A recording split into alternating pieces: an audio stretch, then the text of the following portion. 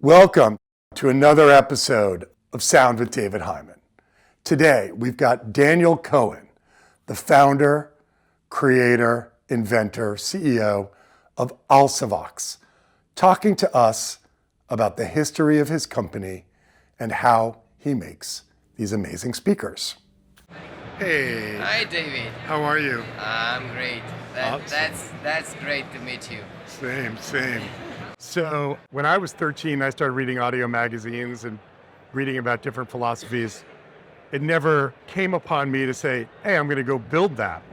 You, for some reason, at that age, was like, oh, maybe I can do this. Sure. Had you ever built anything before this? Many things. Oh, really? Yes, many things. Since I was very little, I was using Lego to make things. I love to make things. Never tried with speakers before. Did this ever come from your father or grandparents or any builders in the family? No, not really. Just me. Amazing. So that was out of curiosity. And Yeah. I invested all the money my grandfather gave in that project. So it was Wow. pretty big. Did he know that? I'm not sure he knew that.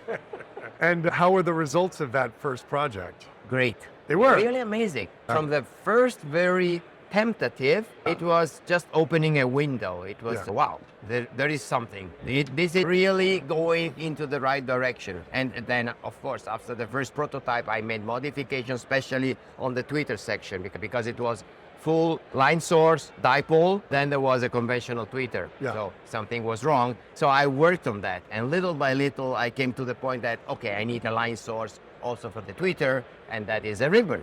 Right. So that was the second. And then the dynamic drivers couldn't keep up, and you spent the next 30 years trying to figure out how to make the whole thing. Actually, I spent almost 30 years trying all I could to trying to make the dynamic drivers work together with the ribbon. Yeah. And I thought it was good enough. But the day that, for some reason, another strange fact, I was cooperating with an Italian loudspeaker cone manufacturers. And this guy went out of business because he decided to retire. So all of a sudden, I found myself without woofers. And I said, oh, what can I do? Oh, I have magnets, I have aluminum. Let's try to make a planar ribbon, whatever. And using exactly the same materials I was using to make the mid-tweeter, the ribbon mid-tweeter, I make a ribbon planar woofer. And that also was success at the second attempt. It was like a revelation. All of a sudden, I understood, I was so out of direction for 30 years, and now all of a sudden, this is the right thing to do. I'm sure you must have seen Apogee and Magna pen, and so you knew. Yes. I knew, but I was convinced that there was a problem of efficiency, of friendship with the amplifiers, but it was not true. Using stronger magnets and push-pull, it was solved very easily. So when, looking at Magna pens and other ones that use ceramic magnets, surprised me that a lot of these companies didn't go, oh, we should switch to neodymium now. Well. Actually, neodymium, when I started to use neodymium, it was in the 90s, more or less, 1990. Yeah. I started using neodymium for the mid-range, mid-tweeter, At that time, the cost was high, but that was not the only problem. They were peeling off easily. The protection was not good enough. I see. And it was not easy to take that decision, actually. Now it's a totally different thing. I don't know what they did. Yeah. The Chinese did it right. But nowadays, even a broken magnet, I leave it outside, no problem. Just a little bit of oxidation, no peeling, no problem. So we're talking about the peeling, we're talking about an adhesive? No, the protection. They put nickel on top to protect it from the oxidation because it's iron and it oxidates, of course. Yep. So they put this galvanically, and it was coming off. So it was even worse than the original problem. When this is peeling off, it is touching the diaphragm, of course. So that was a big issue. But that was at the beginning. Now I don't see it anymore. I still use a lot of additional protection to stay on the safe side, also because the additional protection adds some dissipation So it's better for the sound. So it has some surface area? Right. I see. Yeah. But actually, the problem with Neodymium is not there anymore. So nowadays, it's just a matter of investing the money to use Neodymium. There is no other reason not to use it. So like high quality pasta from Italy, it has the bumps, little bumps. Yeah. Right. Yes. Yeah. All right. That's Special interesting. surface. So one thing that amazes me about this speaker, having listened to it for hundreds of hours, is they have so much dynamics and so much force for a speaker of this type. And I'm seeing the driver move so aggressively. I'm always amazed that it never breaks out of the frame. Like the tension to hold this for thousands of hours and years of constant movement in a frame and keeping its kind of structural integrity. Yeah. Like, how's that done? How do you do it with the confidence Right. as a manufacturer and a long warranty that this is going to be reliable? Like, Yes, that was developed. The first one was developed in 2009. Uh-huh. So before going to market, I made a first start in 2012, and then the Alsyvox in 2017. So it was already 8 years of in-house testing. I was testing very hard.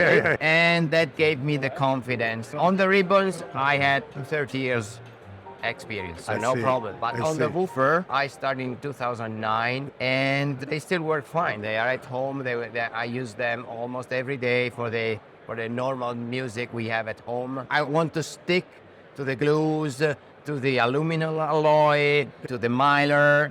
I decided to use. I don't want to change it because it would be risky. Right. But I have a very good experience on the reliability of the thing. Going back to the point of dynamics that you made. I really believe that one of the first things you listen to, you hear when you listen to real music compared to reproduced music is dynamics. What makes it different, first of all, is dynamics. Okay, frequency range. But nowadays, it's not that difficult to make 20,000 hertz. So I would say dynamics is the most important. And dynamics comes from strong magnets, very linear magnetic field, and very big magnetic fields. I mean, the woofers, they have a plus or minus 10 millimeters possibility to move. So it's a significant stroke. Across a lot of surface area. And the surface area is huge. So you put together two things, you make a volume, air volume that moves, that is really something. And you can, even if it's a planar, a dipole, open, you feel it. For sure. You feel it in your stomach. It's not something that is, maybe there is some bass. No. You feel the bass physically on your body. You know, having owned Magna pans and Analysis Audio, which were kind of a Apogee replica, those speakers historically didn't have dynamics. They had the speed and transparency, but they didn't. And I think what you accomplished is kind of like cracking the code, where you almost, you're getting the best of all worlds. You're getting the speed and transparency along with the dynamics. And it's not just the macro dynamics, it's the microdynamics. Yes, microdynamic is easy because everything is light. There is no energy accumulation somewhere, like a cone that starts accumulating energy somewhere and then it vibrates as he likes and not like the music likes. So that microdynamic out of a planar or ribbon is quite easy. When you think about the brand 10 years from now, can you share anything about where you think you might go? Actually, we do not make any plans like that. We live day by day, and we are very happy with what is happening. Honestly, I am not planning to change the way we produce the speakers to make more. I prefer to keep everything under control, produce what I can produce myself with my family, and that's it. I don't want to have workers working for me and that I understand. Having to think about all their mistakes. And that would be, it's not acceptable. I get that, but almost every year there's some innovation. You come up with a new model or a new crossover. So it's not like I mean, I've known your brand for a while. I would say almost every year there's some innovation. We never make an MK2 or whatever. No, Right, I don't right, like right. it. But little by little, Yeah. there are small modifications. Yeah. There's inside the crossover. We started with the X crossover. Now we have double X crossovers. Yeah. Small things, small things. What's the most recent kind of change you've made? Most recent, what can I say? Well, relatively recently, we changed the brand of the capacitors in the standard crossover inside the speakers. And we changed that a few years ago, a couple of years ago. Yeah. More recently, we have changed the resistors. Also there, it was significant difference listening to that. I didn't expect. Wow. Honestly, but it was really significant. All small things. Other things that we are changing quite easily are the umbilical cables of the external crossover connected to the speakers. Also there we can improve. Normally improving is also additional cost. very good. There are Yeah. improvement steps available. Yeah. Yeah. Awesome. Yeah. Well, thanks for your time, Daniel. Thank you. All right. Thank you very much, David. Take care.